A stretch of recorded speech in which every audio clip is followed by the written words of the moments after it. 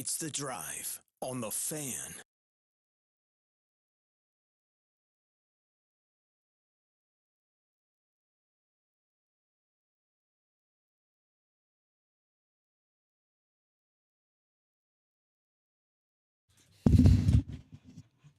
Rest in peace, Dolly Parton. Welcome into The Drive. It is the Fan Sports Network morning show crew. Devin, Dixon, Paulie Ratliff, Tara Atkin, and She's back. She's back. I'm back. She's back. One day hiatus. She's Yes. back, and we are off and running on a Wednesday. Not just any Wednesday. Our first Wednesday edition of our Pep Rally Pit Stop is today, so we're all fired up. You're going to hear from us all morning long till 9 o'clock, and then you'll hear from a special 1-hour live show from Texas Roadhouse tonight to raise money for the Pine View Panthers as we stroll through Region 9. Next up, the Pine View Panthers.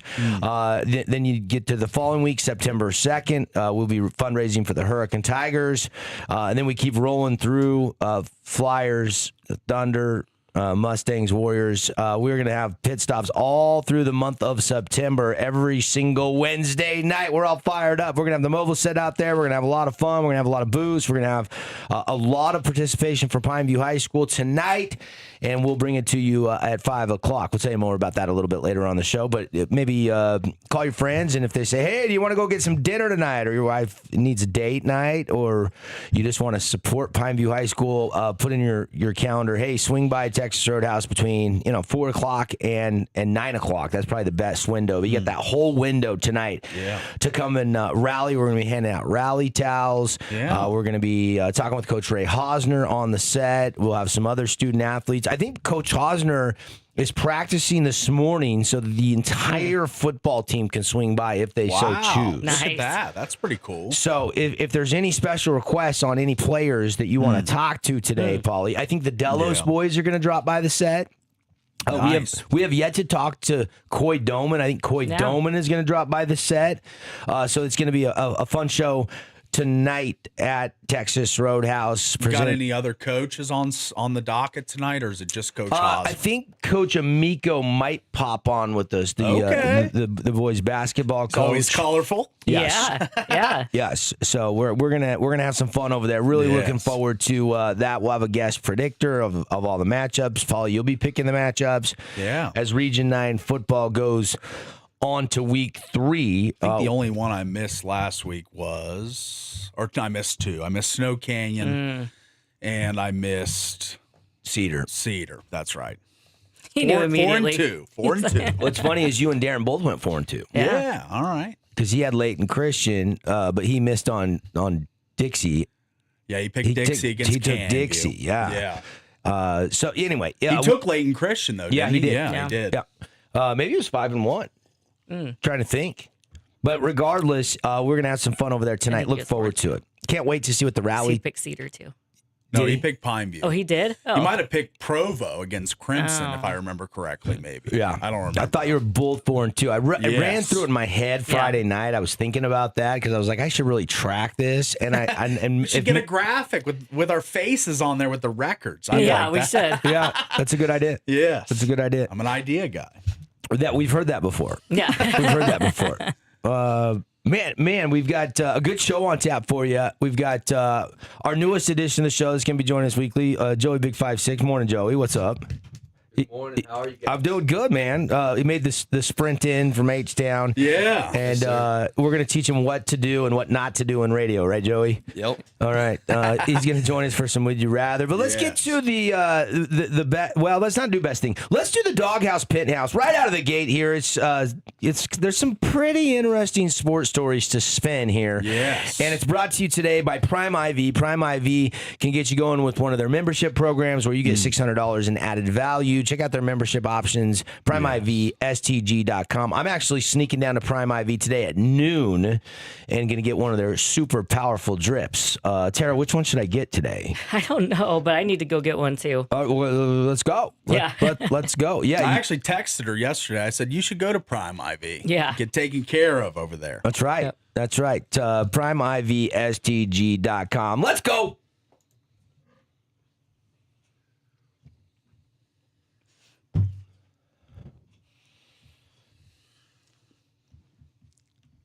All right, let's get it started with who's up top in the penthouse. And I got two baseballers today.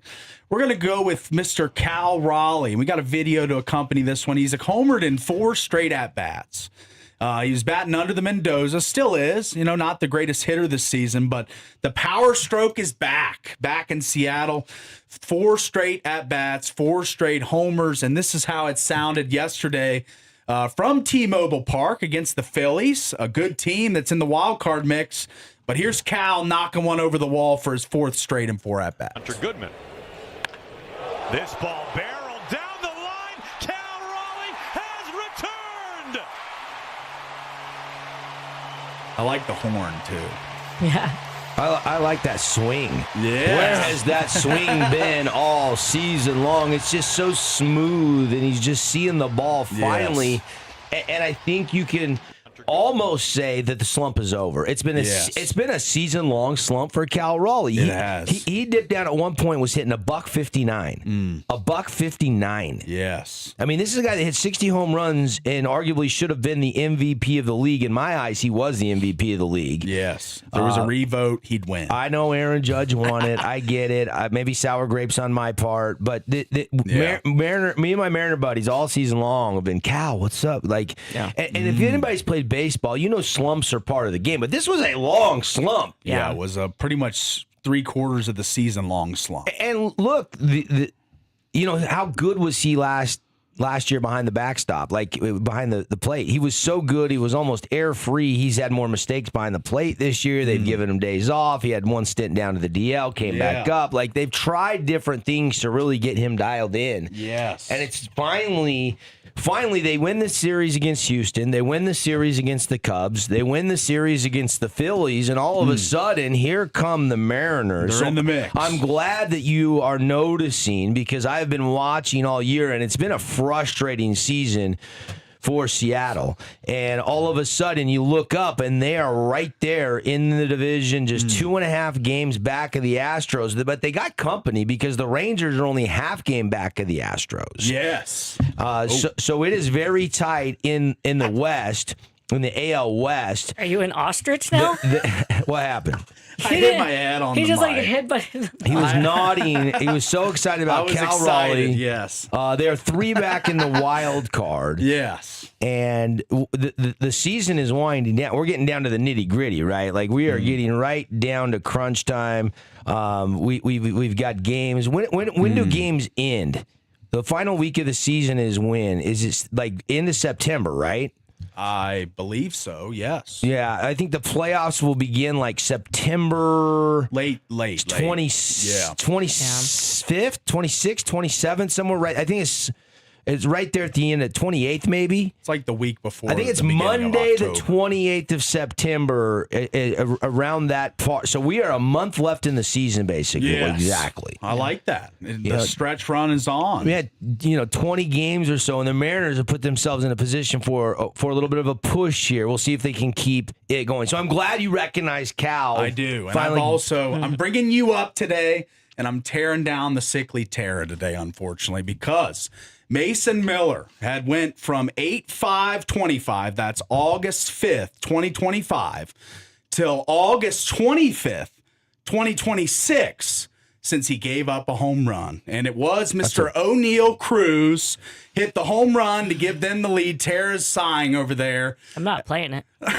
she's not playing it. She's not going to play it. Okay, I'll do the audio. All right, O'Neal Cruz up to bat. And it's a pitch, a meatball over the middle. He smokes it. 117 miles off the bat. It's way out of there. It wasn't way out of there, jerk face. Here, I'm going to play it. Okay. Let's compare. Let's compare.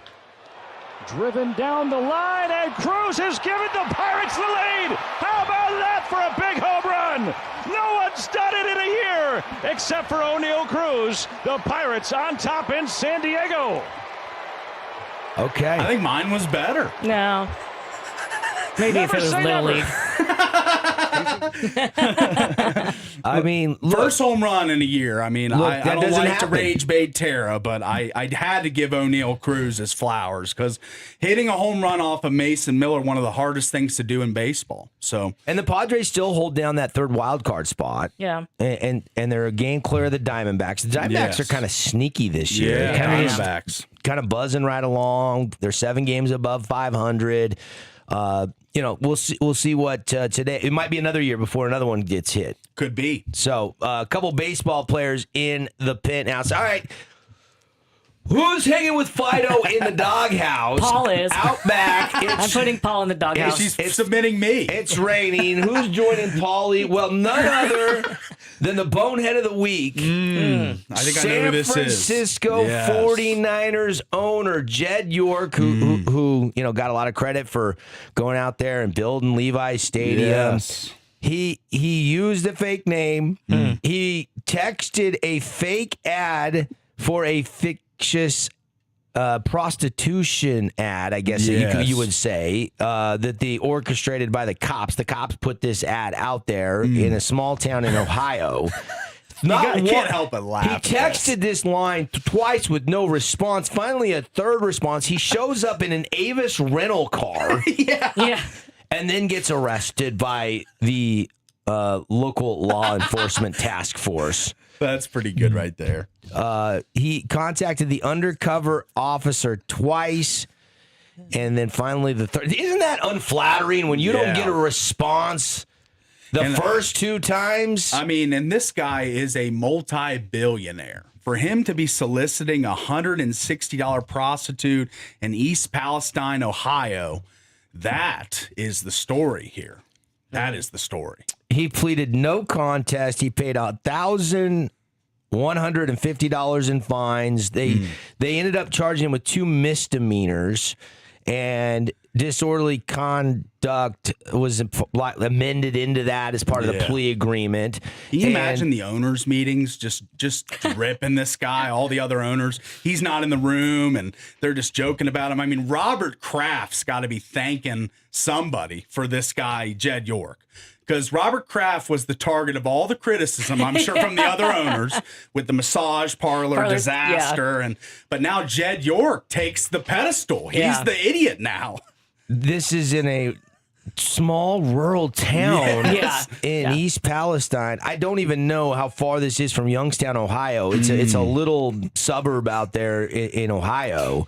And it's quiet, clean. Yes. And he went to a mobile home. The internet is winning. He went to a mobile home community, and the community, they'd give him a fake lot number. They didn't even give him a real address. Yeah.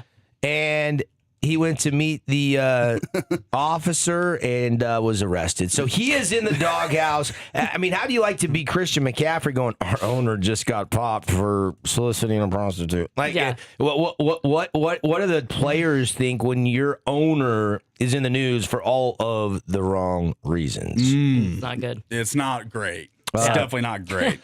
They've got a picture of like Jed York in a random weekend in Ohio. And like, what is that? Like a Bugatti? Yeah, it's like one of those supercars or in whatever. a trailer park. Also making Fido's doghouse today is Good. The Good golf brand they've got a new labeled this. Good Quantum Callaway driver. Okay. Yeah. This thing looks sweet. I wouldn't mind putting it in the bag. This is special edition. It went on sale a couple days ago. It's flying off the shelf. They put a commercial out with Garrett, one of the guys from Good, tackling this girl because she almost goes to touch his driver. He's like, don't touch my driver. He starts running, and I think I did send this tweet to Paulie for our YouTube viewers. If you want to see the first 10 seconds, I would love to get your guys' reaction of this, because this is interesting. It's supposed to be funny, like, it's my brand new driver, don't touch my driver. But instead of him maybe tackling his bag to get it away from her, he kind of hip checks a female. She falls to the ground. She's almost seen laughing. Here's the video, and then I want your guys' reaction. But I'm putting Good in the doghouse.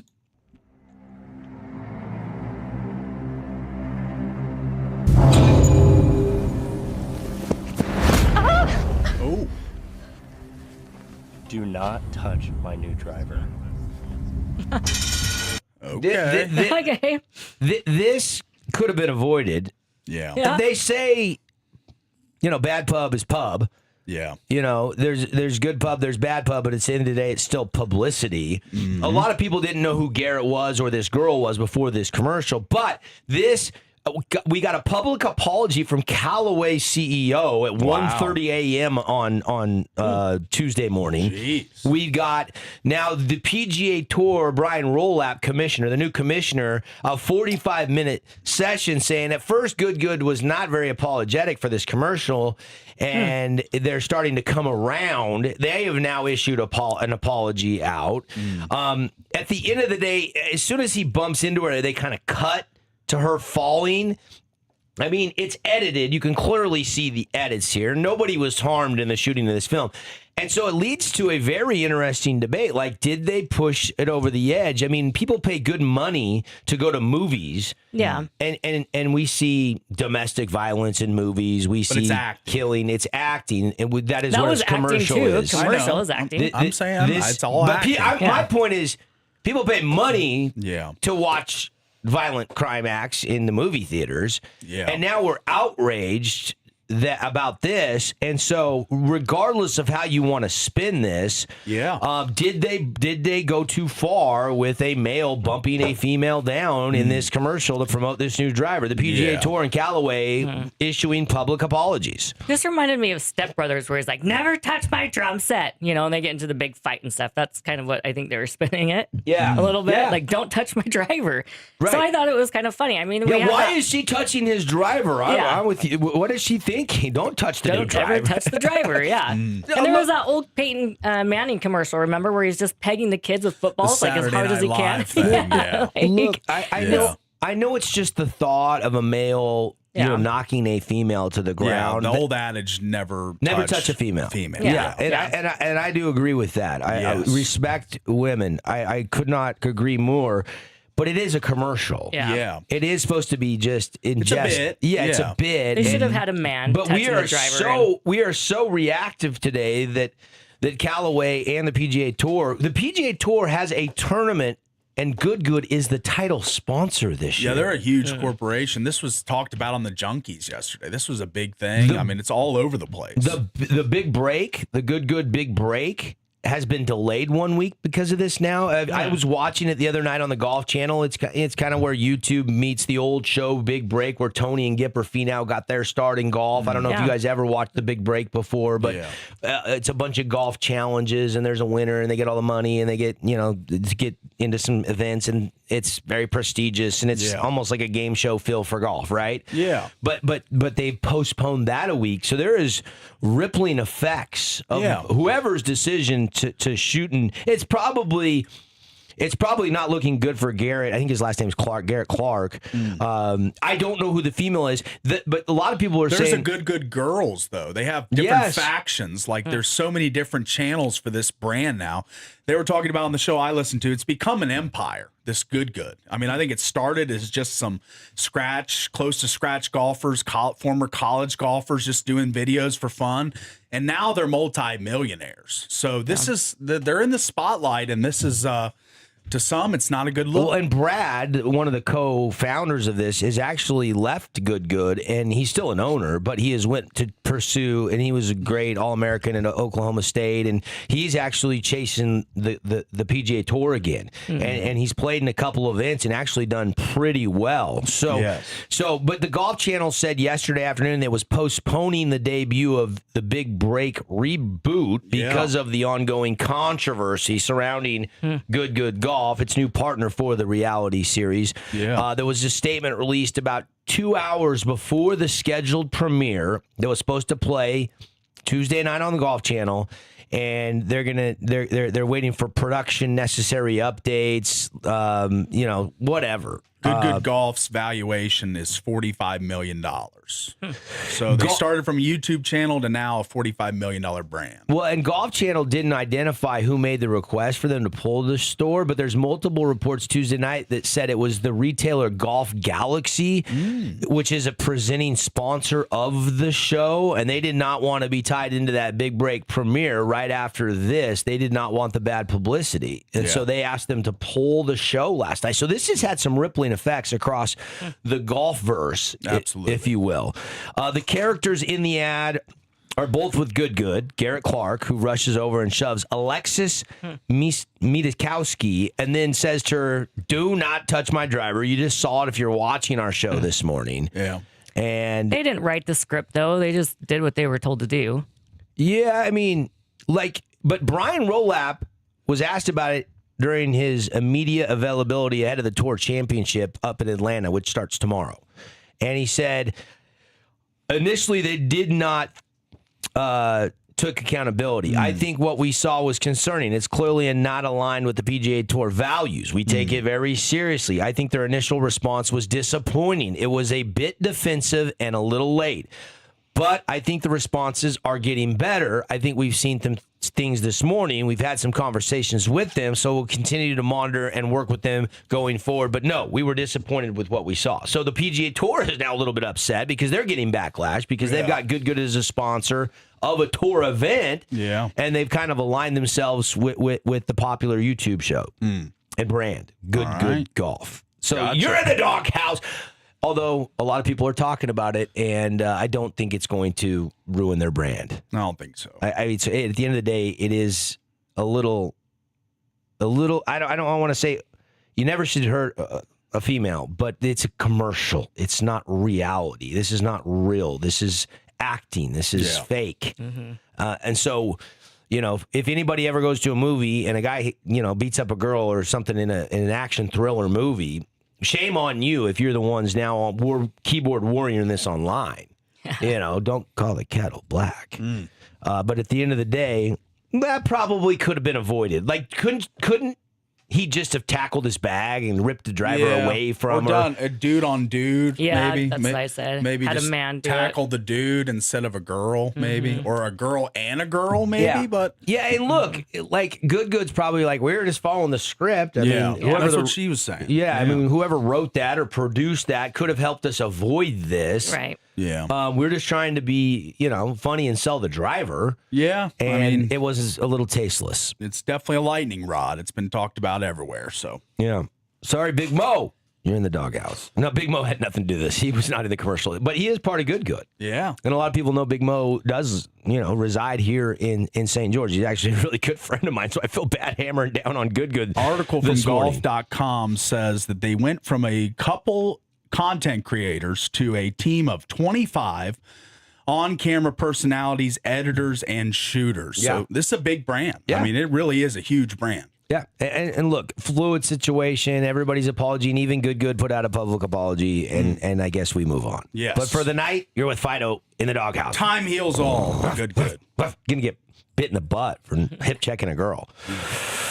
All right, got to take a break. We're off and running. We got a good show on tap for you today. Some Would You Rather, some Big Sky football. I hope you caught the Utah Tech Coaches Show that debuted, the Lance Anderson Coaches Show last night here on the Fan Sports Network. I did want to go back and hear from Snar and Dalen Love, the couple players that joined Coach Anderson on set. Yeah. We're getting ready for Montana State. It's the season opener this Saturday night at Greater Zion Stadium, 8 o'clock kickoff. So sun should be setting, should be in the 90s. It'll be hot, but it'll be not blaring hot because the sun will be down, and it should be a good night for the season to kick off. The defending national champ Montana State Bobcats are in St. George to take on your Utah Tech Trailblazers in the season opener. So lots on that. We'll get you a midweek look at some of the matchups coming up in Region 9 football as we continue our preseason games. We're into week 3. We'll tell you what games we're broadcasting a little bit later in the show, break those down a little bit for you. And again, we're getting ready for our pep rally pit stop tonight. This is our second ever. We debuted the show last Friday. It was a lot of fun as we raised money for Cedar High School. It is the Pineview Panthers' turn is we have assigned a night for each school locally, and 10% of all the proceeds are going back to that school. So if you're a Pineview alumni, parent of a student athlete, friend of the program, or you just want a good meal and you want to give back on a Wednesday night, we'll see you tonight at Texas Roadhouse. We'll be live from 5 to 6 on the live stream, doing our college game day type set, promoting the Pineview Panthers as Coach Hausner and select players and other coaches will stop by the program. Going to be a lot of fun. Got to get to the break. We're back in a flash.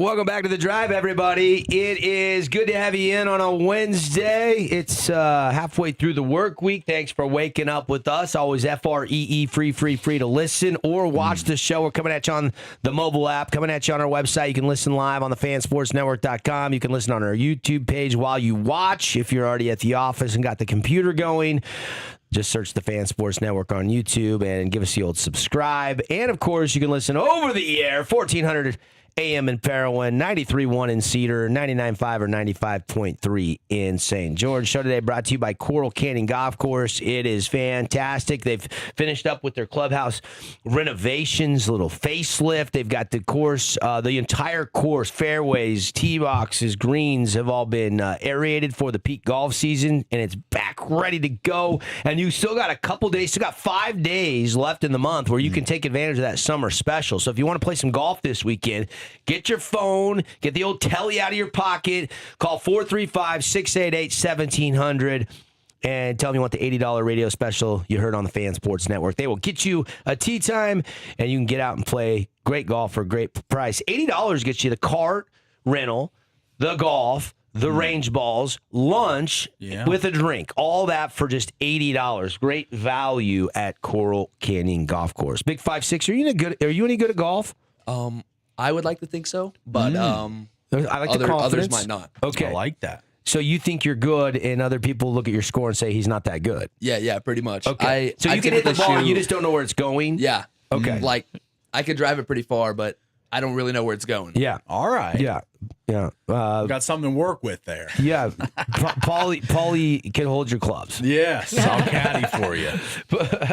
Paulie is our running joke, our resident hacker. Is that fair? Yeah, our resident fair. chopper when it comes to golf. Yes. I will give him credit though. This summer he did finish 18 holes. Kind of, sorta. It was not speed golf. Yeah, it wasn't. But he did finish. I'm going to go at my pace. Yeah.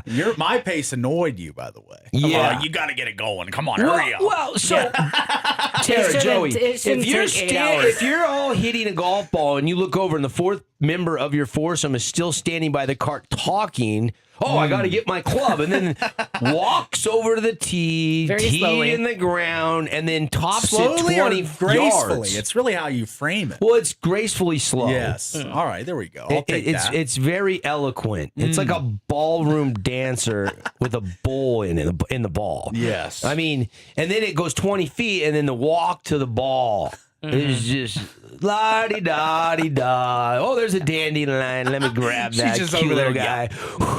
Yeah. Oh, make a win. Oh, there's my ball.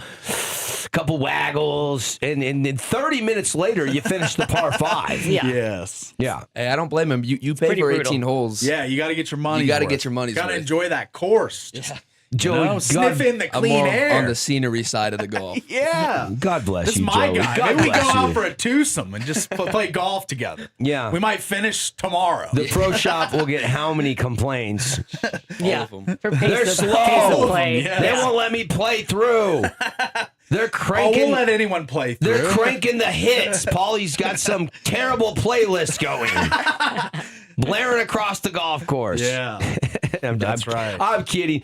Paulie's just never played a lot of golf. No. So we're trying to get him out and get him going, but he needs some driving range sessions. Yeah, I do. And a swing coach. Yeah, you sent that video. And some left-handed clubs. Yeah, left-handed clubs. And I thought you were getting some. We are working on one that. of our listeners brought a bag of balls for Paulie about They 6 got the months clubs ago. for me. They just don't want to ship them. So they're coming out in November, bringing me a brand new set of clubs. Brand new set for you. Well, the Ship Sticks is bringing it out. Yeah, But, yeah. You know. All right, Joey, our new addition to the Drive Morning Show, has loaded up some Would You Rather. Let's do that now, and then we'll finish up first hour, and we'll talk some Utah Tech football. Let's get to it. We have a sounder for this. We do, yeah. We have a sound. Joey, listen to this voice guy's work here.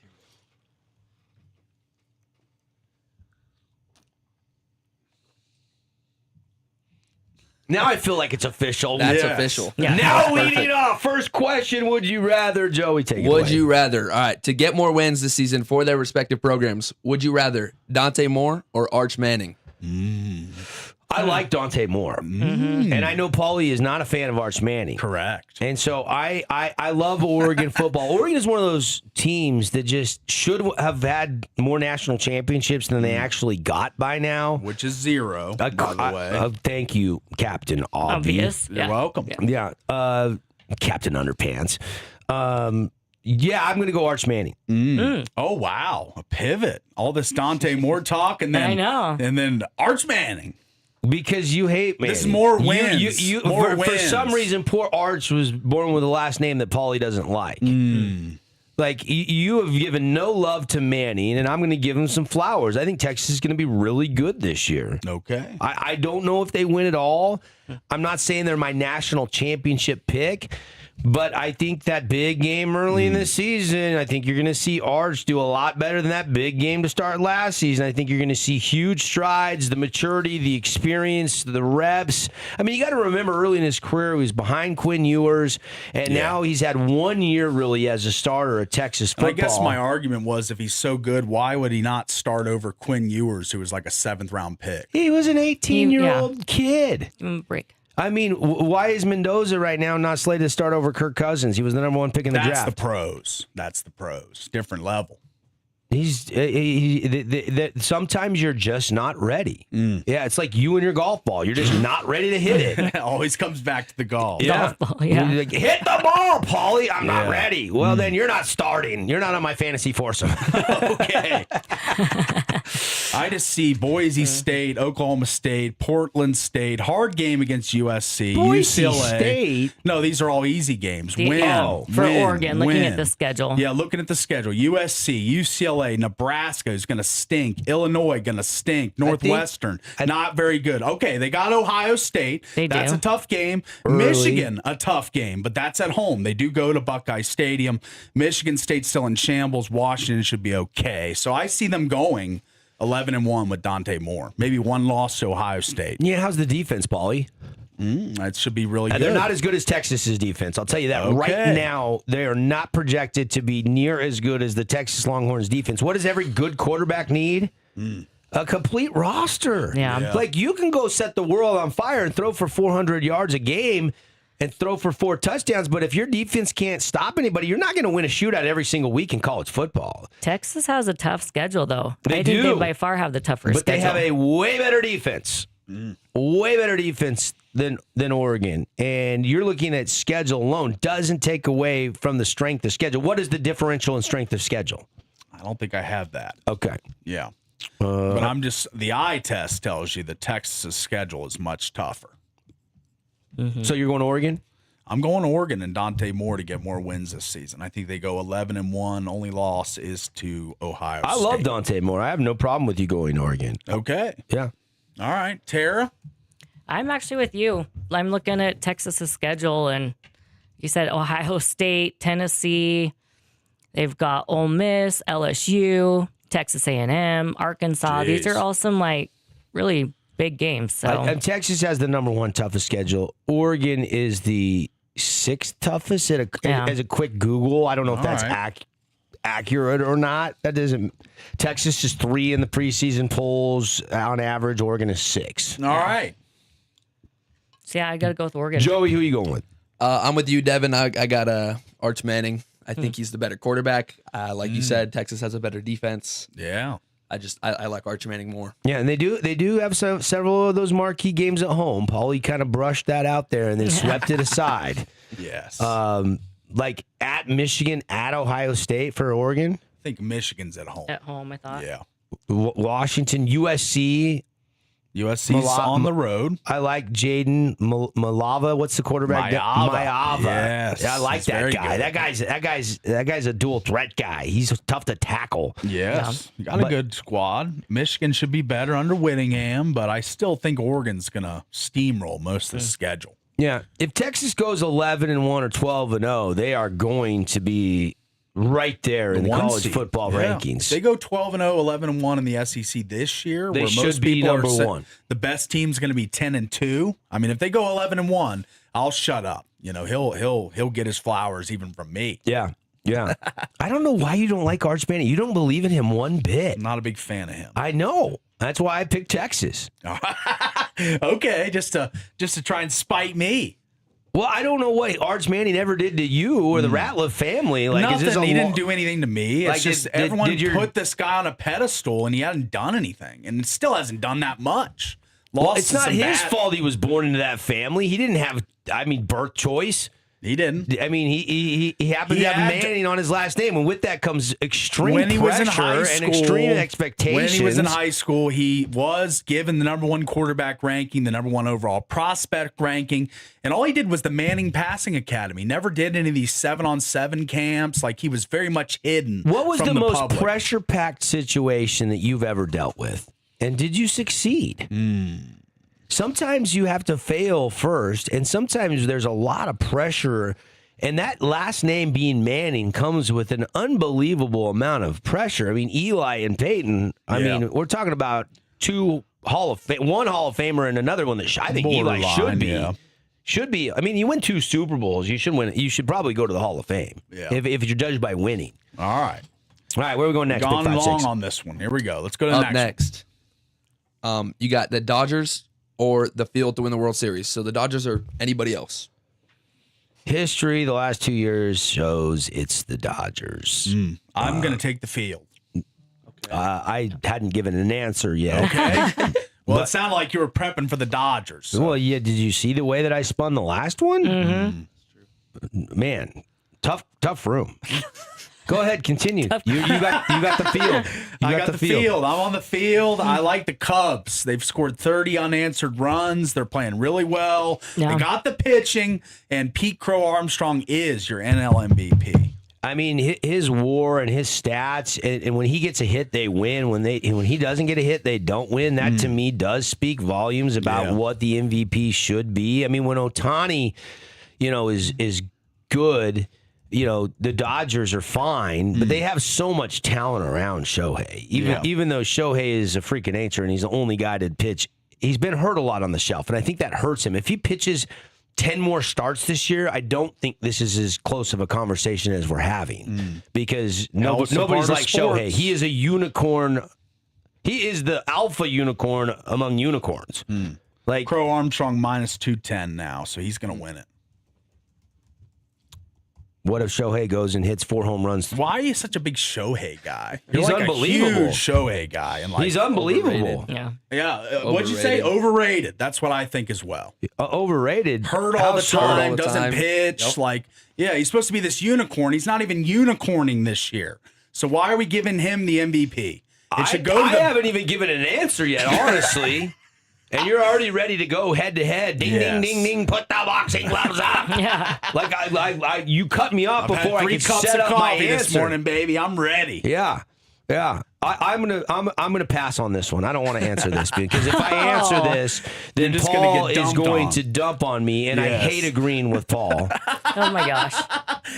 He's not going to agree with me because he hates agreeing with me. How about that? Yeah. Yes. I'm going to go with the field too, though. I mean, the Dodgers just got swept by the Diamondbacks, which you said is a sneaky team. We just talked about this, but they've also been swept by the Red Sox. They've been swept by the Cubs, like these other teams that. So they are beatable. They can be beaten.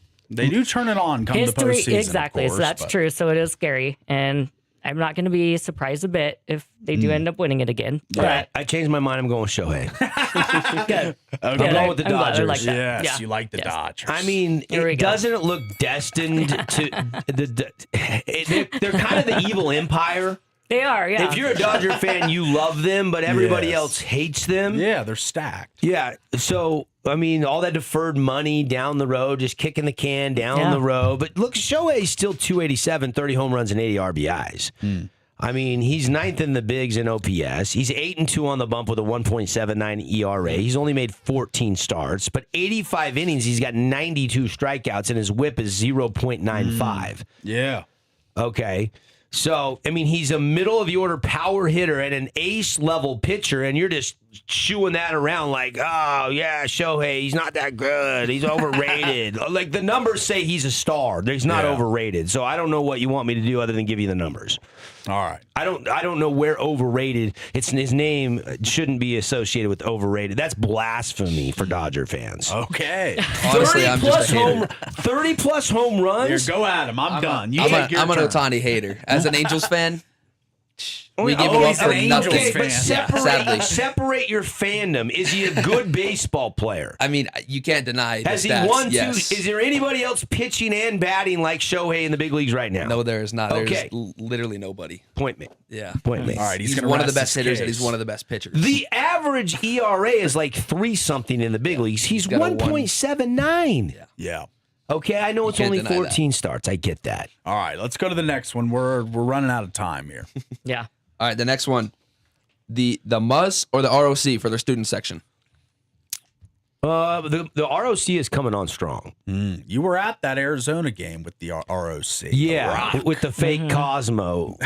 Yeah. Yeah. Let's Even go with the fake Let's go Cosmo. the Muss or the Rock with the real Cosmo. I don't know if we have time for that. We're running out of time. Yeah. Oh, okay. Yeah, I'm gonna go the Nothing Muss. beats the real Cosmo. I'm gonna go the Muss because of the longevity and the sustainability of that student section. But BYU's fans, I think, have caught up. I think it's really close. I think it's really close, and we'll see when Utah Tech Week 2 goes to Lavelle Edwards Stadium how ruckus that crowd is. First game of the year. We'll they see. should be excited. You would think. You would think. Yeah. So I'm going to go with the Muss as well here. Utah had an incredible home record for the last 10 years at Rice-Eccles Stadium. I think a lot of that is due to good teams, of course, but you also got to have a great environment, and the Muss has delivered for years and years and years. So I'm going to go the Muss here of the two student sections. Tara? Yeah, I'm the same. I mean, it was rated like top 5 student section by ESPN. Yeah. Like Andy will be in early there. 2000s or whatever. Yes. So, you can't beat that. I just think That says something. I think the Muss is more intimidating in a football setting at Rice-Eccles Stadium. It's a huge, loud, proud student section, coordinated chants. Like, if you want to get into the bowl sheet and bring in Utah State, I think that's orchestrated and planned out the best, though. That's basketball. So we'll wait till basketball comes around, but I'm sure they would be the number one in that. I don't know if it's the stadium size or the rivalry, but when Utah plays BYU, both fan bases are crazy good when they're at home. Yeah. But I would give the slight edge to the Muss because of the football atmosphere. The Rock probably gets the creativity, the rowdiness in the basketball because Utah basketball is terrible. So, and then you got to look at the other sports as a whole as well. But it's really comparatively speaking football that we're paying attention to. Yes. All right, one more quick one. Are we out of time? No, we're out of time. We got to take a break.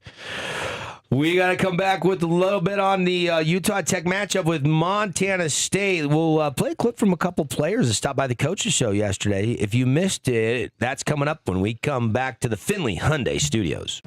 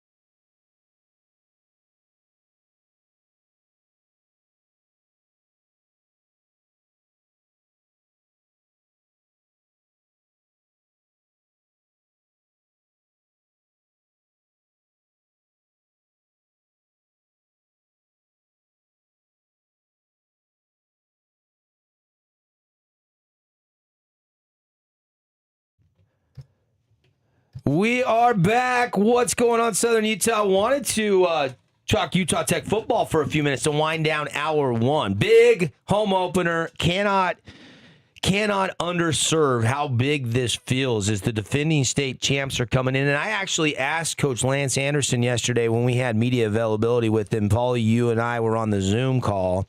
And I said, Coach, if you let your mind wander to what it would, look like or feel like if you were to upset Montana State and what that would mean for the program, the kids, the staff, the community. And he went back to a story when he was at Stanford, their first season, when he was out there at Stanford with Coach Shaw. Yeah. And they went down to USC, and they were in a rebuild year. Yeah. And they were 44-point favorites, and they shocked the Trojans on the road. Yes. And he said, we go into every game believing we are going to win, with a plan thinking we are going to win. So he kind of in a roundabout way did say, yeah, I've considered that. I've thought about that. And he pulled up that story. Here is a couple of excerpts. This is yesterday we debuted the show right here, and it's every single Tuesday on the Fan Sports Network, 5 o'clock to 6 o'clock. Rod Zundel hosts with Coach Lance Anderson, Coach's Show. But I wanted to play a couple snippets because there's a couple storylines here from Snar, one of the linemen, and Dalen Love, one of the defensive players. And give it a listen if you missed the show yesterday. Coach's Show. Let's welcome in a couple of Trailblazers. First, Dalen Love, linebacker, sophomore out of San Jacinto, California. You are returning as the leading tackler. Welcome. Thank you. And then offensive lineman Matthew Snar. Matthew is also a sophomore, returning out of Draper, Corner Canyon High School. Yep. Welcome. Thank you. And we were just talking before we get to anything else. You played for Eric Kerr at Corner Canyon High School and one of the top teams in the country, and now he's the head coach at Weber State. You're going to go play your old high school coach. That's kind of rare. Oh, it's going to be so much fun, especially because, I don't know, he builds relationships with his players back in high school so well that it's just going to be fun to go see him, go try to beat him over there at Weber, so it's going to be fun. And you got some players that you played with at Corner Canyon. Yeah. You got some motivation that final game of the season. I feel like half their team's from Corner Canyon, so it's going to be fun. All right, well, that's, November, late November. Let's start talking about this week, guys. Defending national champions, number one team in the country coming here. Big Sky debut. Dalen Love, just talk about this moment because it's big time with a great opportunity. It's a great opportunity to be able to face like a great opponent, go out there and just show what we could do as a team and just show what we have been building. So, yeah. Matthew, just talk about the opportunity that sits right in front of you. Yeah. I mean, it doesn't get any bigger than number one and defending national champion with a chance to knock them off. And especially because we have a home field advantage, too. They get to come down here. We've been practicing so hard in the fall in this heat, so we have that going for us. And just the opportunity to go against such a great team is just a huge blessing. Okay, both were here last year. Dalen, talk about what you see. This is a huge opportunity. I love what Snar said, in the heat. But it is an 8 o'clock kickoff. But fans, if you don't have your tickets yet, Montana State is the defending national champs. Tara, where are you going to be Saturday night? At the game. Paulie, where are you going to be Saturday night? Maybe board hopping. Maybe producing from the studio. Potentially. Yeah. But you'll have eyes on this game all night long. Big 5-6, where are you going to be Saturday night? Do you have plans Saturday night? No clue. No clue. Yeah, he spoken like an intern. No clue. No clue. Look, you should be at Greater Zion Stadium. I mean, great seats, very affordable. I mean, Montana State defending national champs in our building to kick off the season. I'm all fired up. If you missed the Coach Show, go to Trailblazer Sports Vision or the Utah Tech Trailblazer.com website and check the whole thing out. We got to go. Back in a flash.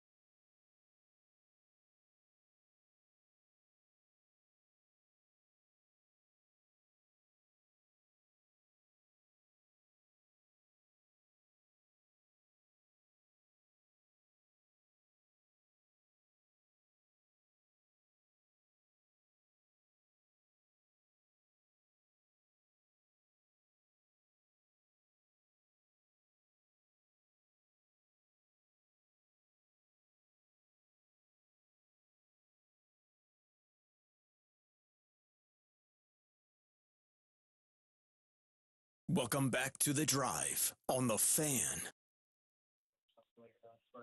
We are loaded hour 2 here on the Fan Sports Network from the Findlay Hyundai Studios, and we got one more hour here, and we got a lot to get to. More on Utah Tech, more on the Region 9 games this Friday night, plus much more.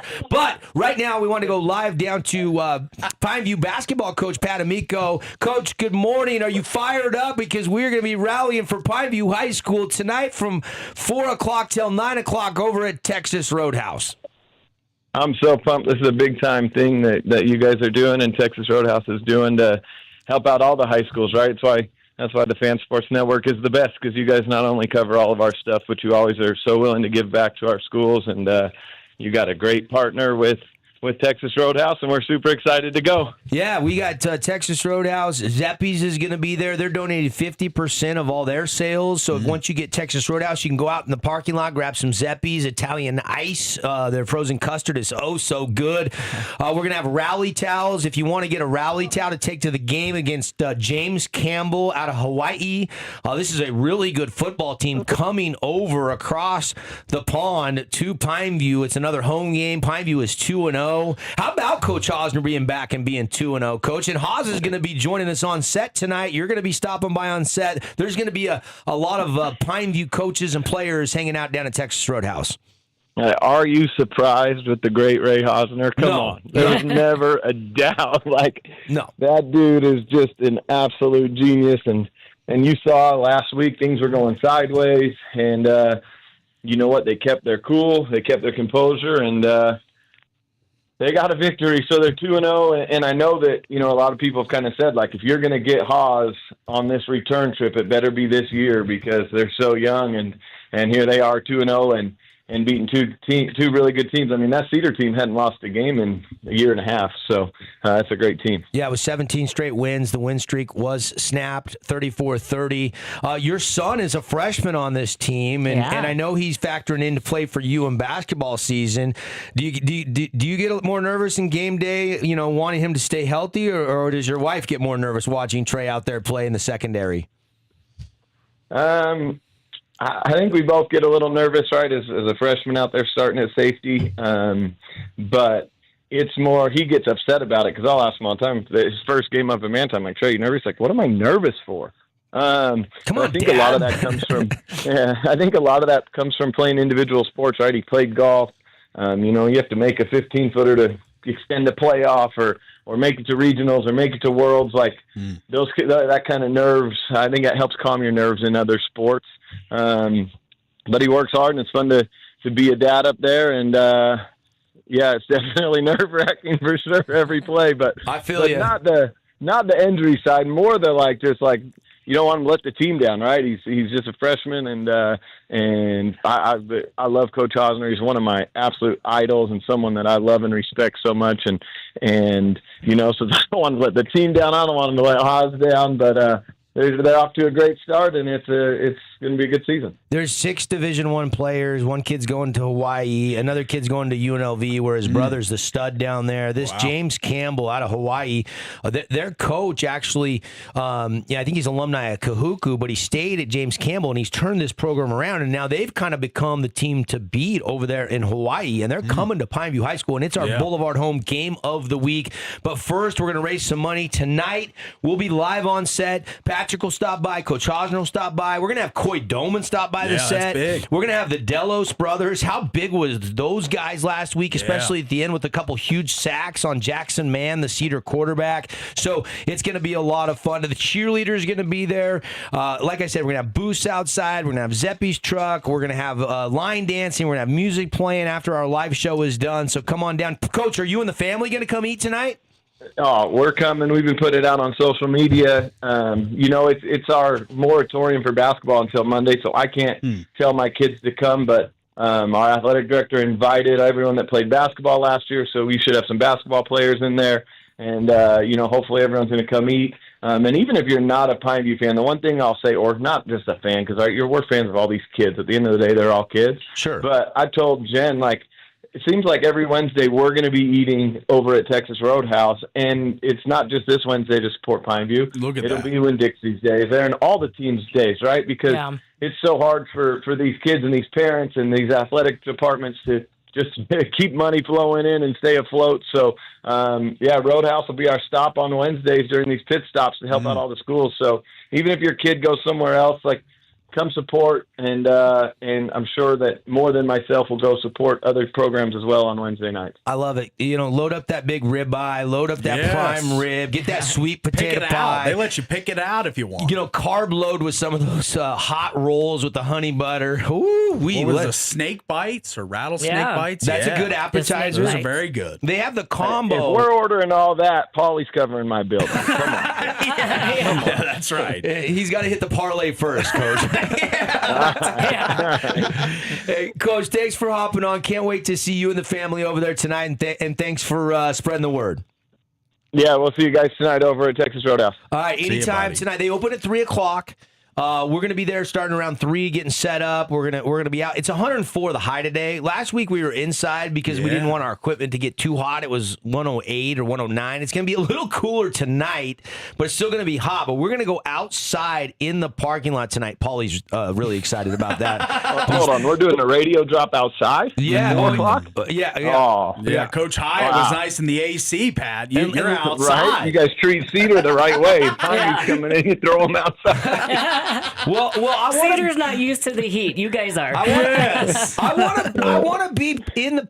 It's a parking lot party. It's he a wants tailgate. the pulse of the people. It's Pat. a tailgate. Like we're used to this. It's a dry heat. Come he wants on, to you sweat guys. a little, baby. Let's get it, man. Let's get it. It'll be fun. Oh my gosh, we'll see everybody over there tonight at the next pep rally pit stop. The Pineview Panthers will be dropping by, and that's the boys basketball coach Pat Amico, who. I don't know if people realize this, but Pat started with me when I was a young sports talk show host, and actually co-hosted the show with me for a couple years before he got into coaching. And so we had a little stint. In fact, Coach and I were the ones that kind of co-orchestrated putting together our Region 9 Media Days. We were sitting around like, wouldn't it be cool if we did this for our high school teams? And we've done it ever since. So I got to give Coach Amico a lot of credit. We go way back in time, and he's doing a really good job over there coaching up Pineview High School. And look, these schools do need the funds, right? If it gets one kid a spirit pack, if it gets one kid a new helmet, if it gets one kid a new pair of basketball shoes, if it gets one more Rooter bus or cheerleader bus to a state championship game, then it's worth it for us to really rally, and that's why it's called the Pep Rally Pit Stop for Region 9. So come on over. We'll see you at Texas Roadhouse tonight. All the schools are marketing this. They're getting involved. Student government's involved. Next week is Hurricane. Every Wednesday through September 30th is a different school. You can see your school's night on our website, on the calendar, on the fansportsnetwork.com. And so it's going to be a lot of fun. And look, as a dad, I was curious to see his answer because I was watching my daughter's soccer game last night. Desert Hills played Crimson, and Crimson's got a really good soccer team. They ended up winning 2-0 last night in Region 9 soccer. And my little freshman, she's 14. I mean, she'll be 15 here in October, but she's a freshman, and she's out there starting, fourth game of the season as a freshman, and you get nervous for him. You just want to see your kids succeed. And that's right. I was proud of the way she played last night. She played hard, played a really good game, but Crimson is loaded. They are good. It was 1-0 until about the 10-minute mark, and Jada Olofopo, which is Coach Wayne Olofopo's daughter, she's a speedster. She got a beautiful breakaway goal. Wooly, I think she's got 8 goals now on the season, leads the state. She had the first one, and Crimson got the win. I think I was sitting on my hands most of the game. So, Paul, Tara knows how that feels, watching your kids play sports. Oh, yeah, it's Paul, you haven't had that luxury yet. That's right. Maybe someday, son. Maybe someday. Our eligible bachelor here in the Fan Sports Network studios, Paulie and Ethan Potter. Ratliff. Yes. You guys should be wingmen. We should. Yeah, that'd be nice. He could probably help me out a little bit. Yeah, he could probably draw some ladies for you. Now, Joey, as we're sitting here talking about these pep rally pit stops, Joey's is his first day with us. He's going to be doing an internship with us here for the next coming months. I don't know how long he's planning on being here. We'll take him as long as we can get him. You got some ideas for this to get some people out there next week? Because you go to Hurricane High School. I do. I got a lot of ideas. I'm gonna I'm going to post all about it. I'm going to get hopefully like 85% of our school there. Wow. Look at this big guarantee. 85%. Yeah. How many students? That's like 1,000 people. That's a lot. That's more than the capacity of Texas Roadhouse, probably. Yeah. That might be a little bit much. A little overshoot. It's a lofty goal, but we shoot high around But I here. believe in the Hurricane faithful. Who's the Gardner twins' mom? Yep. She is a legend as far as I getting love people her. out, She's getting awesome. people involved. So She the feeds best. Paulie, so she he loves does. her. She also does that. She does away to Paulie's heart through his palate. That's right. It's his stomach. That's right. All right, we got to take a break. When we come back, we'll start talking more sports again. We got some topics to get to today. I still want to talk more Utah Tech and the Big Sky in general leading up to Saturday. There's a bunch of Big Sky games on the slate to kick off week 1 of the college football season. With Utah and BYU not starting till next week, we're going to be talking a lot of college football here on the program. The Big 12 rankings, the prognostications on how they will finish came out. I want to talk about that a little bit as well. So lots to get to when we return on The Drive.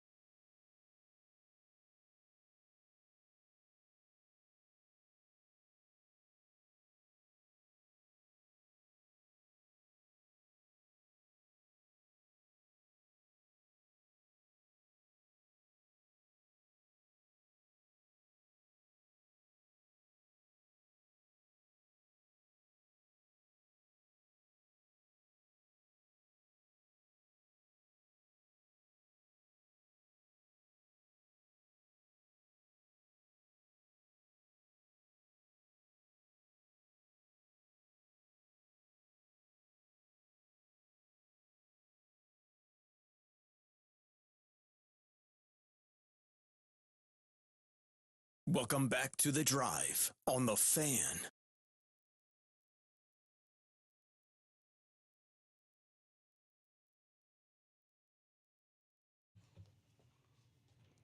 I like that. Strum along, baby.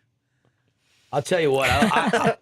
My dad used to listen to Brooks and Dunn. I love Brooks and Dunn all the time. So I haven't heard this song for many moons, but I know it. It's an oldie but a goodie. Yeah, at this point in time, yeah. This probably came out in the 90s. Yeah, yep. I mean, it's probably 30 years old now. Yeah, 25, 30 years old song. Basically, buddy. Tara, look it up. What year did Brand New Man come out? I'm guessing 96 would be my guess. Maybe 95. All right. What's your guess, Paulie? I'm going to say Brooks and Dunn. A lot of their hits came in the 90s. I'll say 93. The year I was born. Really? Yes. Wow. Trying to go back to their album. Brand New Man, Brooks and Dunn. It's a race to see who can find it first. Let's see. August 13th, 1991. All right. It was released in 91. Yeah. That was close. 35 years ago. 2 years off. Better buzz me, though. Yeah. Yep. Yeah. I was giving you 3. Little smart ass. What's that, Joey? What's that? They just did a reboot with Luke Combs in 2019. Yeah, I like that's that pretty song. good too. Yeah. Oh, Luke did I'm a a big fan duet of that with one. Brooks Yeah. and Dunn. For that song, yeah. Nice. Yeah, well, yeah, it makes sense, right? Like, but Neon Moon, they did the Boot Scoop Boogie, which everybody line dances to. Oh, yeah. Like Brooks and Dunn's got some hits. They do. They've got time some really hits. good ones. Yeah. My Maria. There's a bunch of good Yeah, I ones. like that one. I do too. I like that one. Yeah. See, Tara and I don't drive the same car. We don't have the same, but we like the same music occasionally. Sometimes. Yeah. Yes. Yeah, sometimes. I like the old country. Yeah. She does. Paulie's not a big country guy. Not really. No. It's not really my cup of tea. Country has changed a lot, though. Dude, Stella Lefty is climbing the country charts, but yet she's still considered like on the hit stations too, right? So she's kind of the next crossover artist that's kind of climbing the food chain, so to speak, in the industry. Who's climbing the preseason predictions?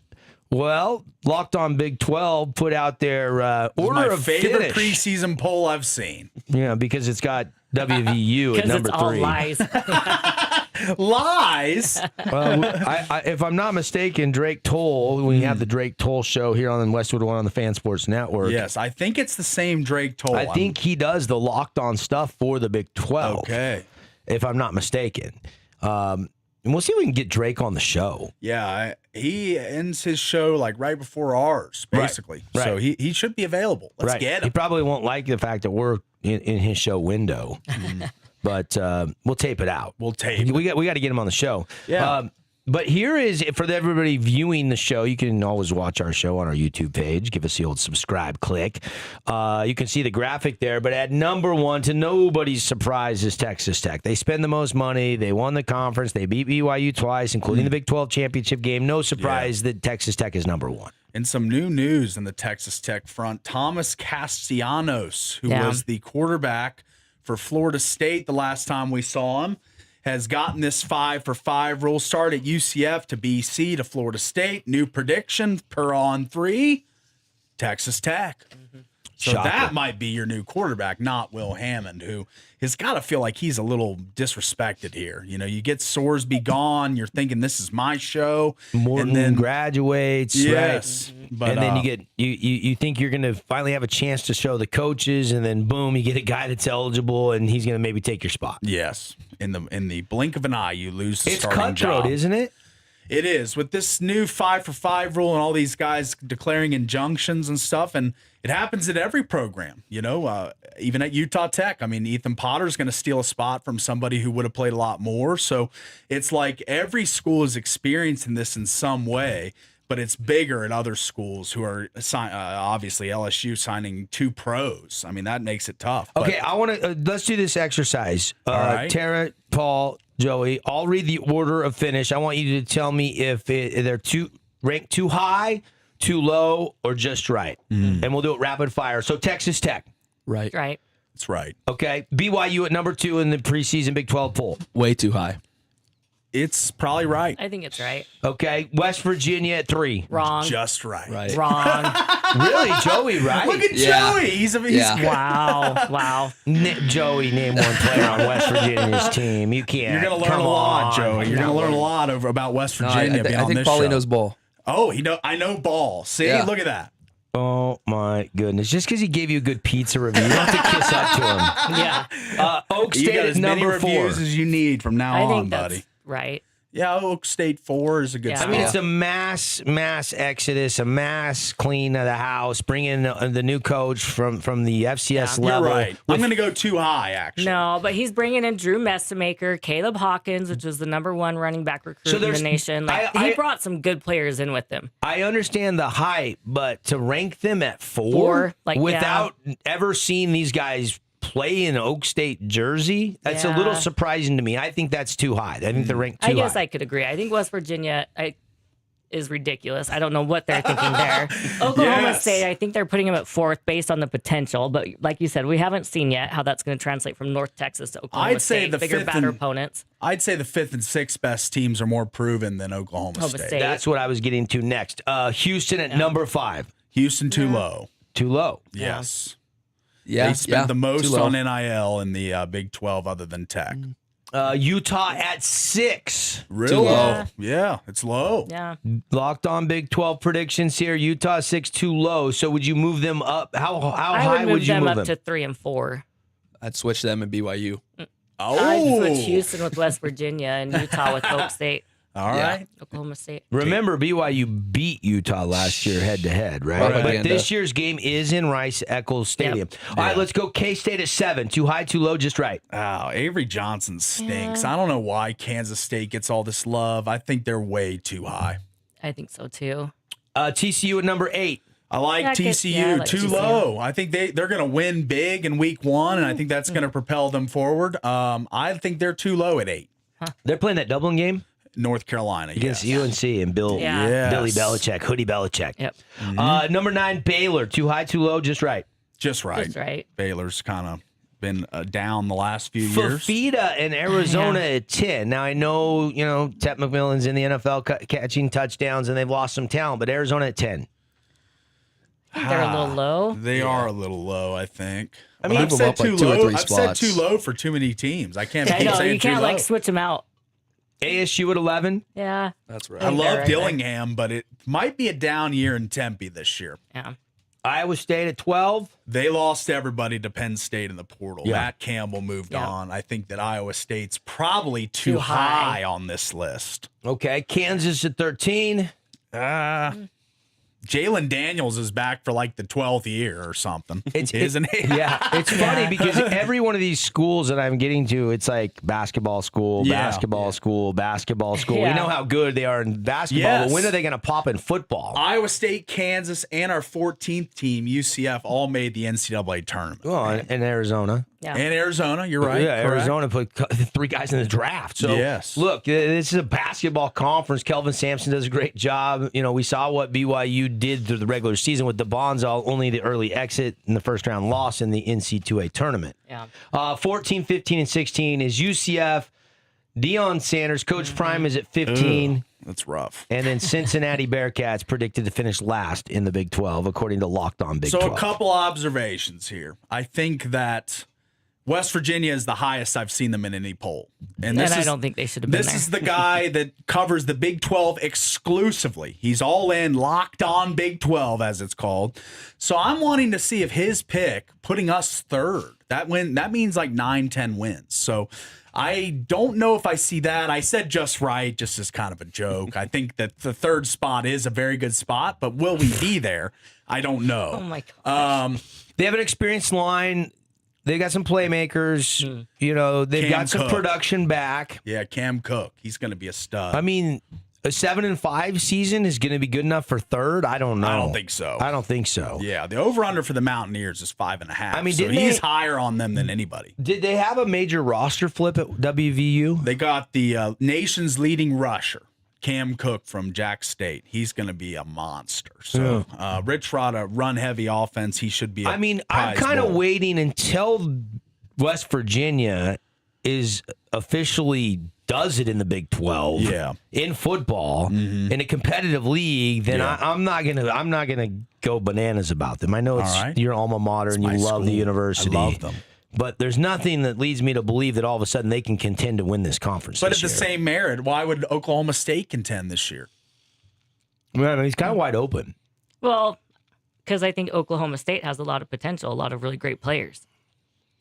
Every team would like to think that they have that. Every team would like to Everybody say that. loves their roster out of fall camp going into the regular season.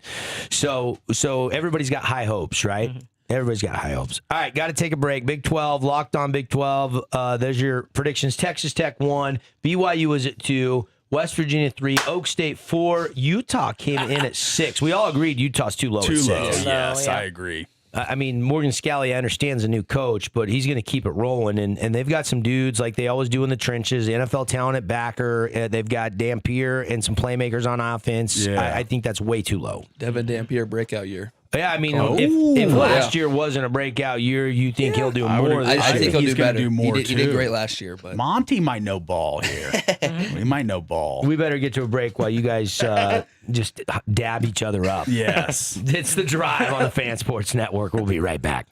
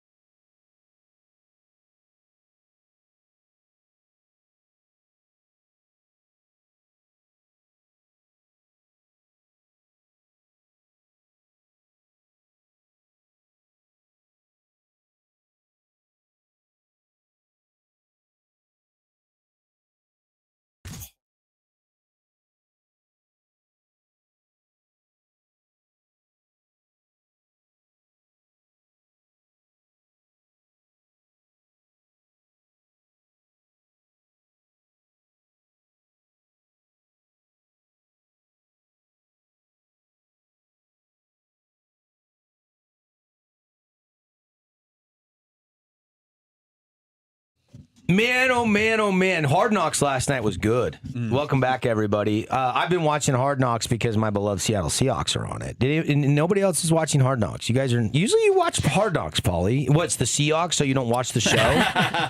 Yeah, I put a skip on it for this year. Gonna pick it up next year. It was crazy, and I was telling you guys during the break, I'm watching the Bobo injury in the joint practice with Tennessee where he tears his ACL, hearing Sam Darnold like, yeah, he's done. It's not good. Man. And Sam had thrown him a little pass in the flat, and it was kind of a non-contact thing, and the ACL went. And so Jake Bobo out for the season, and then they go into the Sunday night game, which was live on Fox. I don't know if anybody watched it. It was a 19-16 game. Seattle didn't play in their starters, but they played all their twos, and they went and scored a couple touchdowns. Arroyo had a touchdown. Foster caught a couple passes. He's kind of been the Hard Knocks camp.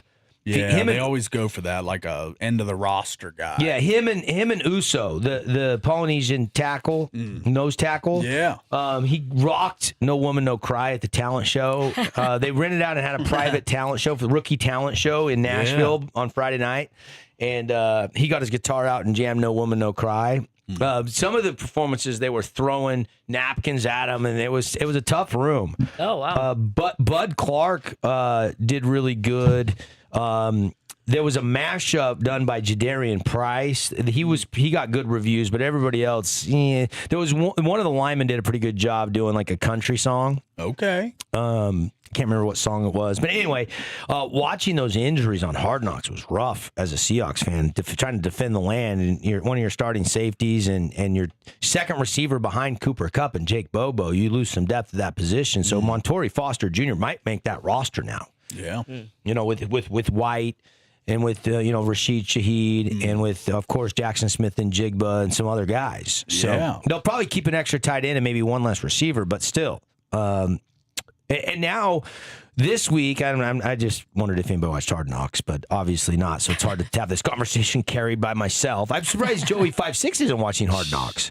I usually do. Don't let you have HBO or what? No, I do. It's just, since they're the Seahawks, Well, the defending champs, you can't respect greatness? No. As a Bills fan, no. Wow. There you go. Stand your ground, buddy. Wow. Do you have like a... I actually need to watch it because I like Hard Knocks. Why do you hate the Seahawks? They're not even in the AFC, bro. Yeah, I'll be honest. I hate every team that's not the Bills. Wow. So what do you do when it comes to fantasy football? Do you draft your whole roster as Bills? That's a recipe for success. If I would, I could, but the Bills don't have that good of a roster. We got one player, and it's Josh Allen and James Cook. Oh, what about Curtis Samuel, my man? He sucks. Back in the day. Yeah. I did see an injury just this morning. Did you guys see the Giants' Calvin Austin, one of their wide receivers, tore his ACL, so he will be out for the season? Yeah. So they lose a little depth. Bain, the top pick for the Bucks, he's got an AC joint sprain, so he's going to be hurt a little bit. So there's just there's always a rash of injuries in the preseason, unfortunately. Kind of rooting for Bain. He was getting all clubbed during the draft process for having the T-Rex. It's nothing arm. serious. Yeah, it is. He should be ready for week 1. So that's the good news so mean of you. with the rookie Bain. Yes, Reuben Bain Jr. I like Reuben Bain. Yeah, he's going to be fine to start the season. It's not season ending. All right. So I want to dive into Montana State a little bit. I don't know if people in St. George realize how big. I have never been this excited for a season opening Utah Tech football game, and I'm always excited. Always excited whether I'm in the booth or part of the pregame or postgame. I'm actually running. I'm going to be doing the sideline reports for this game, and I've never been so excited. And it's because Montana State, the defending national champs, are in town, and I love the Big Sky Conference. I mean, I watched a lot of Eastern Washington. Growing up, I watched a lot of Eastern Washington when Cooper Kupp was there, setting records. I've seen, I watched the FCS playoffs. I'm not saying I love the FCS playoffs better than the FBS playoffs, but I'm saying I love the format better.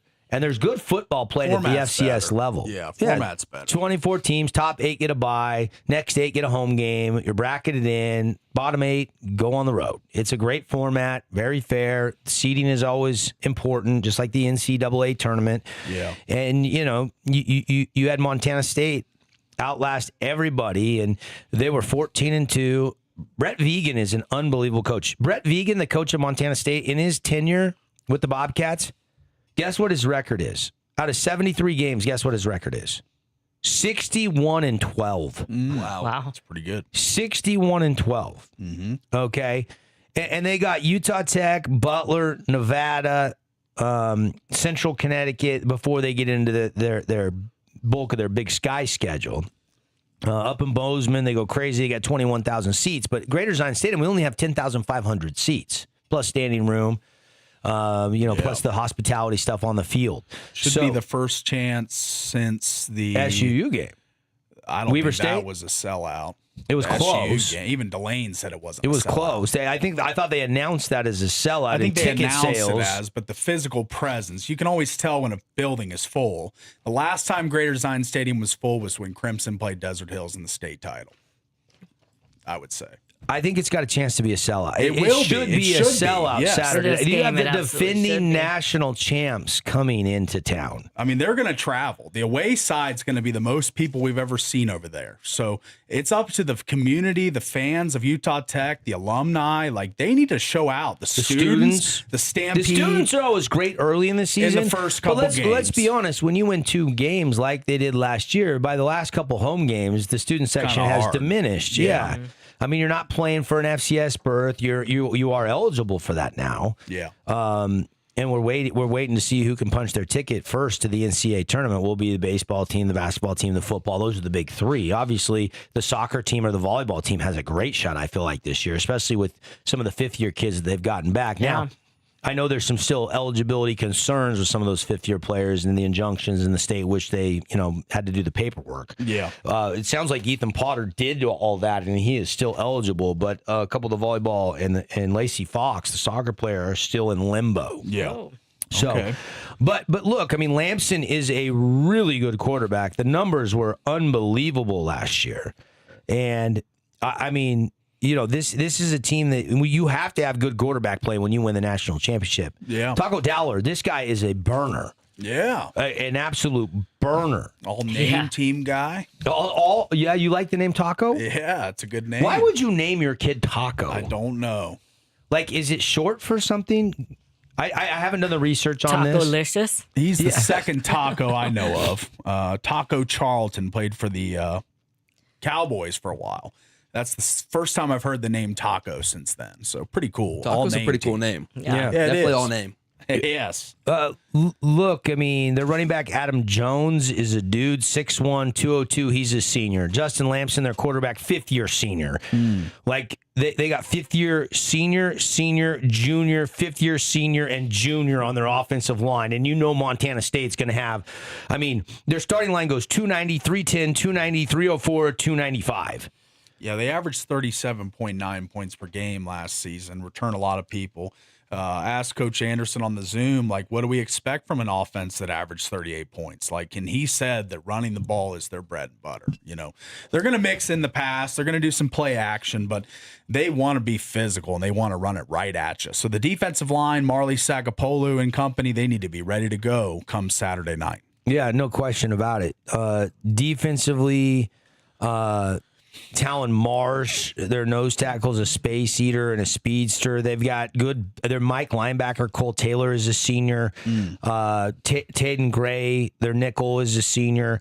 Their corners, Tim Thomas is a sophomore. Caden Dowler is a fifth-year strong safety. Yeah. Taco's brother, Caden, much more normal name. I wonder what if Taco ate all the tacos and it's a nickname. Yeah. Right? His brother's name's Caden and your name's Taco. Another fifth-year senior at free safety and another fifth-year senior at the other cornerback. This is a team loaded with upperclassmen, Paulie. I mean, they're too deep. They're starting fifth-year guys all over the field. And then you go over to Utah Tech, and if it doesn't matter if it's Barbin or Tiller at quarterback, it's going to be one of those two starting the game. Yeah. They're both juniors. Chapman at running back, junior. I mean, you look at some of the other juniors, the tight ends, there's juniors and sophomores all over. Guess how many seniors Utah Tech will start in this game if the two deep is accurate? 1, 2, 3. 4 maybe. four seniors compared to like out of 22 starters, I think 18 of them are seniors, and a bunch of them are fifth-year seniors. Yeah. So it's not as much experience, not as much. Look, I mean, Gavin Gleason, left guard, is a sophomore. Cade Draper, the other center on the line, is a sophomore. Trey Price is junior. Matthew Snar out of Corner Canyon. We had a clip from him talking about Eric Caring playing his old buddies at Corner Canyon. He's a sophomore. Our whole offensive line is underclassmen, except, I mean, Zarate from Crimson is now a junior. Remember Jacob Zarate? He was part of that state championship winning team over there for Wayne Alofapo. They don't have one senior starting on the line. They have a couple backups listed as seniors. So, and even defensively, the only fifth-year guy defensively, well, there's two. Marley Sagapolu, another Crimson Cliffs Mustang, and then Brevin Chesneska, the transfer from NAU, that's now been here, 3 seasons? Yeah, he's been here for a minute now. This is his 5th year. Yeah. Okay, so they only have 2 fifth-year guys on the entire roster starting Saturday night. But it is compared to years past. I mean, we are starting a lot more upperclassmen. I don't want to make. We're not there's not one freshman projected to start for Utah Tech, so it's not like we have no experience. Yeah. So it's gonna be fun. Get your popcorn ready. Tickets at UtahTechTrailblazers.com. Season tickets are available. What do you think of the home slate this year? If you wanted to get season tickets, I think this is fun. You got Montana State at home, Northern Arizona at home, SUU is at home this year, Idaho State is here, Eastern Washington. Those are some big games. I mean, comparatively speaking to the old Pac West days where it was Hawaii Hilo and Hawaii Pacific and Chaminade and Cal Baptist, and now you're playing big brands in the Big Sky. I think it's a little bit more attractive to pick up some season tickets than, say, 10 years ago when we were still a Division II school. So 8 o'clock under the lights, Greater Zion Stadium. We'll have the game live all season long, all the games right here on the Fan Sports Network. Pregame is going to start about 7 o'clock. We will kickstart the pregame show from the studio, and then at 7:30 we'll kick it to Rod up in the broadcast booth for the second half of the pregame show, and then again kickoff right there at 8 o'clock.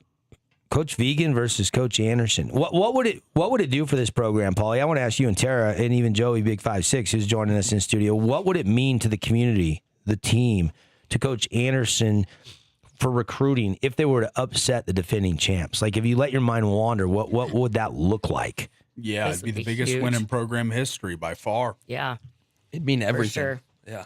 I mean, for these kids to beat the defending champs in their home building to kickstart a season, I know it's a tall order. What did you say? FanDuel is the only one that's put a line out on this game. They are 31-point favorites. Yes, 31 and a hook. And in that same Zoom that you and I were on yesterday with Coach Lance Anderson, the Utah Tech football coach, he talked about that win over USC. They were 44-point dogs. So he was the defensive coordinator at Stanford when they beat USC on the road. And they were 44-point dogs. They beat them straight up. Yeah. Yep. It's going to happen. There's always an FCS upset or two. Nobody is going to you look at like SUU Montana, and SUU is at Washington Grizzly Stadium. Yes. 17 is the line. Mm-hmm. Okay, so 14 less points for SU on the road. Now, they were picked 6 in the conference. Utah Tech was picked at the bottom of the Big Sky. That looks like that's gone up to 18.5 now, favoring Montana. So it's gone up Montana's 2, 3, 4 in the polls. I mean, that's a top 5 team, depending on which poll you look at the Stats FCS poll or whatever the case might be. And it's not moving on Utah Tech. Still currently 31.5, minus 20,000 for Montana State to win the game. So no point spread involved. We'll cover Utah Tech coming back plus 2,200. 100 wins you $2,300 if the Trailblazers win the game. So. Yeah. I mean, it's a long shot. Yeah, but that's why they play the game. Upsets are happening. I remember a couple years ago when James Madison was the upset surprise team, and now they've moved to a FBS school. Yeah, they beat Virginia Tech one year. They beat they've had a couple FBS wins when they were FCS. So there's always a few. There's always a few teams that I know Montana beat Washington a few years ago, Washington Huskies. So, I mean, it's like it can happen. It can happen to anybody, and you got to be ready to play the day of the game. Like some of these FBS teams walk into these matchups thinking they're just going to steamroll the FCS team, and then they find out that FCS team's got a little bite to them and they can play. So I think we will see at least 3 or 4 this year, FCS over FBS wins. Yeah. I mean, when you talk about biggest wins ever, this would be the one. This would be the one that would go down for a lot. It would be tough to top this. You beat the defending national champs in your first ever Big Sky Conference ever football game. Wow. Yeah. Mm-hmm. Wow. All right, got to take a break. Come back. We'll get you ready for the day in the sports. We'll get you some scores from around the region last night in high school sports. We'll set the table for you on what's coming up tonight at our pep rally pit stop at Texas Roadhouse. You're going to want to hear these details if you're just tuning in. And we'll tell you what we're broadcasting this Friday night as well. We got a couple big games coming your way on Friday. And then, of course, Utah Tech Saturday night live right here on the Fan Sports Network. Hope you're at the game, but if not, you can listen right here on your home of the Trailblazers.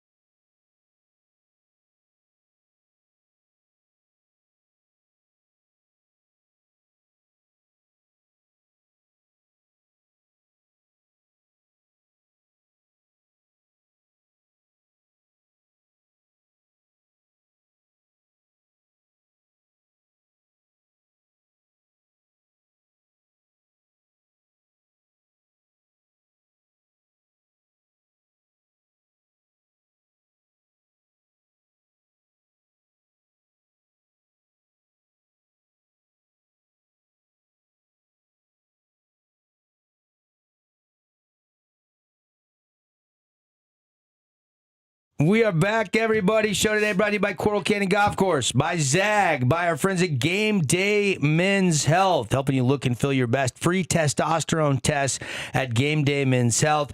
Pick up the phone and give them a text, and they'll get back to you once the girls get in the office. Man cave environment, sexual performance products, peptides, weight loss plans designed for you that actually work. And, of course, that free T test. You need to know your T levels once you get 40, 45, 50, 55, or older. T declines. If you're feeling off, you're feeling tired all the time, it could just be low T. And give them a quick text. Say, hey, I was listening on the fan. I'd like to get my free T test. You'll get your results back in 15 minutes. The number, if you want to put in your phone right now or jot it down, 435-265-4223. That's 435-265-4223. Appreciate Prime IV. I got memberships. I'm going to go get a super powerful drip today. I got to decide which one I'm getting. I always usually go with the Champion. Get some glutathione, maybe some N80 plus, load that bag up and get a little juice for a busy week. We are busy. Yeah. We've got our pep rally pit stop today at 4 o'clock. All right, we'll be there setting up at 4 o'clock. 5 o'clock, we will go live. It'll be to benefit the Pineview Panthers High School. So Panthers and your fans, parents of kids, come eat at Texas Roadhouse. That's all we need you to do. There'll be some booze, so some opportunities to do some of other fundraising. You don't have to do any of that. 10% of all the proceeds go back to Pineview High School all night long. You can start coming in as early as 3 o'clock when they open, all the way till, we'll be there till, 7 or so, having fun. But you can go eat a later meal if you got other stuff going on. Get in there, by 9 o'clock or so, and you'll still have your 10% of your bill go towards Pineview High School. So come hang out with us. But again, Pep Rally Pit Stop, 5 to 6 live. They'll be playing at Inside Texas Roadhouse. Yeah. Patrick did not. We had Coach Pat Amico, the boys basketball. He did not like the fact that I wanted to be outside in the heat with the fans. Kind of with them. Really? Yeah. You don't want to go outside? I thought last week was great, but whatever you want to do, buddy. It was great, but it does take away tables, and it does take away room from extra eating to raise more money. And I want to be with the band and the cheerleaders and with the football teams going to be showing up. Maybe some of the basketball team. I think there's going to be a lot of participation from Pineview High School. So I want to be in the middle of all that. Yeah. You're just dreading. It's going to be 108 degrees. I thought the high was 104 today. Jeez. I looked at it yesterday. On the Weather Channel. I don't know. It's saying 4 107, 5 108. Wow. Maybe I'll call. Maybe we'll have to call an audible. Maybe we'll audible. Yeah. Huh. I just worry about our cameras and our broadcast equipment. On the equipment. blacktop and stuff, yeah. But I was planning on the pop-up tent in the shade. We were going to have shade. The mobile set. Yeah. Paulie's not looking forward to putting our mobile set together. I hate the mobile set. He does not like the process of putting that thing together. Yes. But once we put it together, we can leave it assembled for the whole pep rally pit stop season. All right. So just think about it. You leave won't have there? Yeah. We'll take the draping off of it. We'll leave the set there, and then we'll just have to put the draping on every week. And that's the hardest part of it. Yeah, but we'll tag team it. Come on now. All right. You're low to the ground. Not you can get everything. that lower sections. I'll do the top. Okay. All right. That's a fair deal. That's fair. That's fair. All right. I'm not scared to get my hands dirty a little Yeah. bit. So tonight over there, we will be bringing you Pineview versus Campbell. I'm excited. Coy Doman's supposed to stop by with Coach Osner on our set today. I've never talked with Coy Doman, but what a couple debut games he's had as the new quarterback of Pineview. And we heard about this kid in the summer and the work he's put in. Over 400 yards and a bunch of touchdowns in the first 2 games. Do you have his numbers there, Doman's numbers? I do. What is it? Through the first 2 games, he's got 857 passing yards and 8 touchdown passes. 8 touchdowns, he's been great. Over 800 yards. Yeah. Pretty incredible for a sophomore. Yeah. Yeah, that is. He kind of looks like the next big deal in Region 9 football. Could be. We'll be doing that game, and then we're making plans to. We were originally going to do Cedar Valley Aviators at Crimson Cliffs, but based on Nolan Perry's power guide, that game looks like Crimson should roll. Cedar's down a little bit this year, Cedar Valley.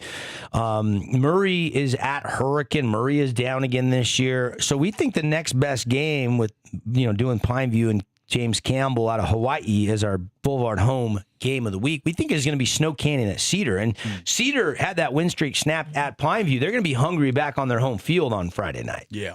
So those are the 2 games we're planning on bringing you on a Friday night under the lights. And, Snow Canyon's Parker Olson has looked good this year. Brody Lounsbury had the only touchdown last week in that 21-7 loss on a 92-yard kickoff return for touchdown. But LCA, Layton Christian Academy, is a 2A school, but they are loaded with talent. Yeah. And they win 21-7, kind of shocked a little bit of the Warrior Nation. Yeah. So to speak.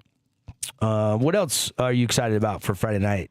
As we're on a Wednesday, we're getting closer to week 3 of high school football. Here we go, week 3, baby. Yeah, week 3 is upon us, and should be a fun week to see teams start to make their impressions on the rest of the state. Playing these non-region games, you play a lot of teams from everywhere. So I like seeing our teams non-Region 9 games. I know Region 9 season is the heart of it and what we broadcast and what we love doing Region 9 on Region 9. But I kind of like seeing our teams go up against some other teams around the state. So it should be interesting. Just saw ESPN.com, changing gears just for a second. Maybe a good read for you. They just put out their top 100 college football players. Yeah. Bear Bachmeyer, Devin Dampier did not make the list.